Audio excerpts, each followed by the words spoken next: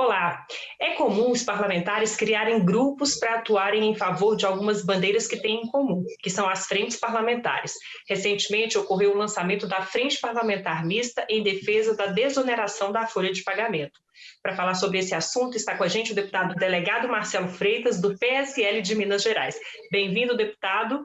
Explica primeiro o que significa essa desoneração da folha de pagamento e quais são os benefícios dessa política. Olá, Cassiana, uma satisfação enorme. Na verdade, o que nós temos observado nos últimos anos é que os encargos incidentes sobre a folha de pagamento, eles têm dificultado sobremaneira nas contratações de pessoal. Nós sabemos que o que se paga o trabalhador, ainda há um valor excedente sobre isso que a gente chama de encargos sobre a folha de pagamento. Esses encargos correspondem hoje a até cerca de 70% a 80% do valor bruto que o empregador paga. Então, a nossa ideia é diminuir esses encargos sobre a folha de pagamento para que se possa realmente fazer com que o empregador tenha menos ônus sobre o valor final a ser pago e, por consequência, o nosso propósito é garantir mais emprego em nosso país, reaquecer a economia, gerando um recrudescimento econômico. E como que a frente parlamentar pretende atuar? De que forma que ela pode beneficiar para fazer com que essa política se torne uma política permanente, deputado? A frente parlamentar, ela pressupõe a presença de vários atores, não somente do Congresso Nacional, ou seja, deputados e senadores, mas nós contamos também diretamente com a participação ativa, por exemplo, das confederações de serviço, da indústria, do comércio, que são confederações que podem ajudar, auxiliar nesse processo de construção coletiva. Qual que é o nosso propósito com essa frente parlamentar?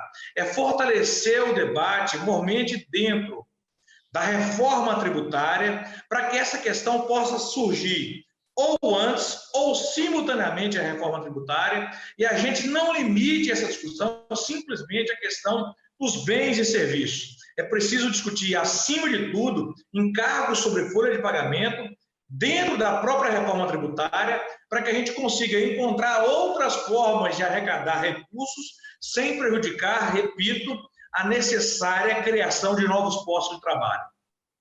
Deputado, existe um diálogo com as autoridades do governo também, porque a gente sabe que a desoneração, por um lado, também pode comprometer a arrecadação, né? E muitas vezes existe uma resistência do governo, seja ele qual governo esteja no comando do país, muitas vezes por essa questão de reduzir a arrecadação. Como que está o diálogo? Como que a frente pretende também garantir esse apoio do executivo nessa questão?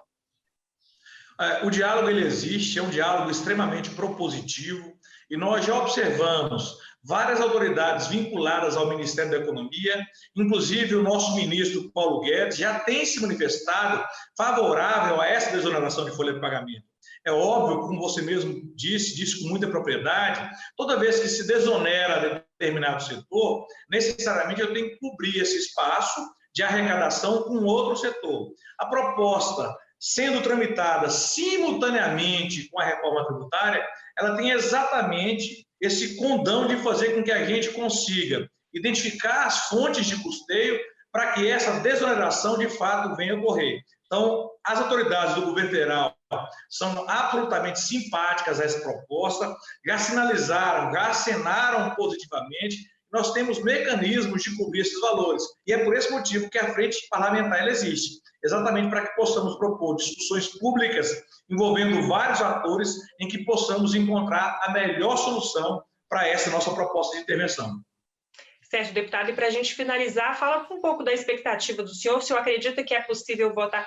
Aí eu vou perguntar tanto da reforma tributária quanto dessa proposta aí da desoneração também, já que o senhor comentou que a intenção é fazer com que a discussão, o debate seja simultâneo. O senhor acha que esse ano ainda é possível votar essas matérias? Cassiano, eu tenho observado, e sou um profundo estudioso da história do Congresso Nacional, particularmente da Câmara dos Deputados, que raros momentos de nossa República nós observamos uma Câmara tão reformista como essa.